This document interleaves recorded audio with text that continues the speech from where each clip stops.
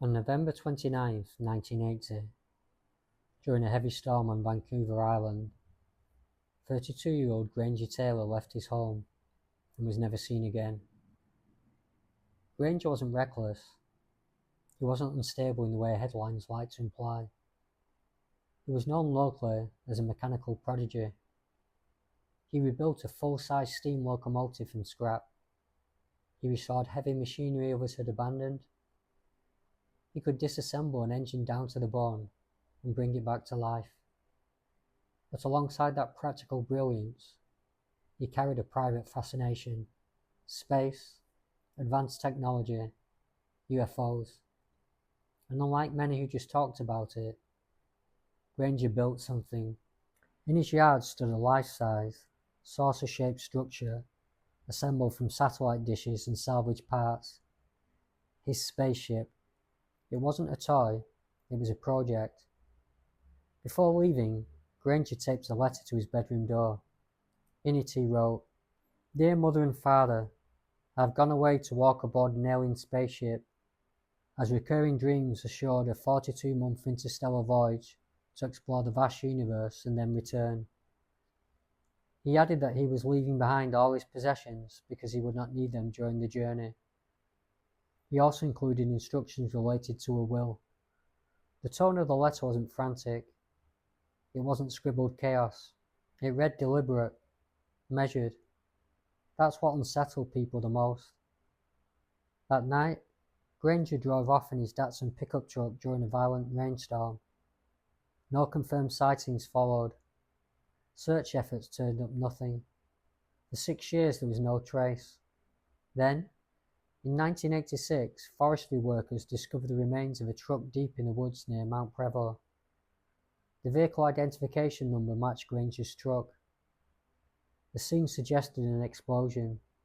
There were fragments of metal scattered across the area. Reports mentioned small bomb fragments found at the site, though not enough for full identification at the time. Authorities concluded that Granger likely died in an explosion involving dynamite, but even that conclusion carried uncertainty. There was no definitive forensic closure, no complete remains, just probability. Some believe the explosion was accidental, perhaps tied to experimentation with dynamite, which Granger had access to through logging connections. Others believe it may have been intentional, that he took his own life in isolation.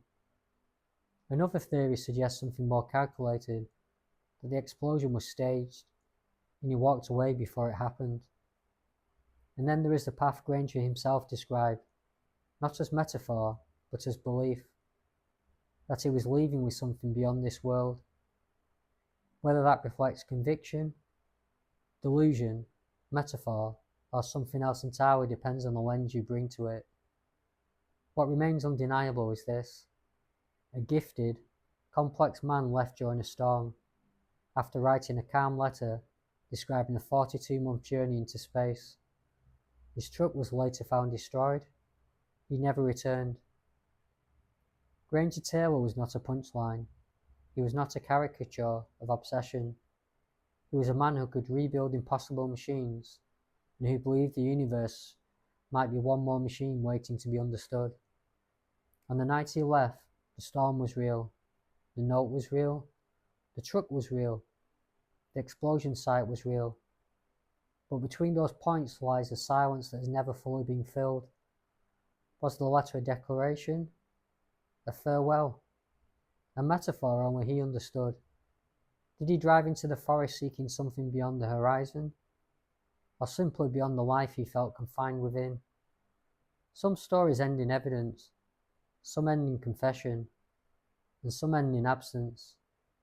Granger Taylor stepped into the dark in 1980, and whether that darkness was earthly or something he imagined as cosmic, he never stepped back out, and that is what lingers.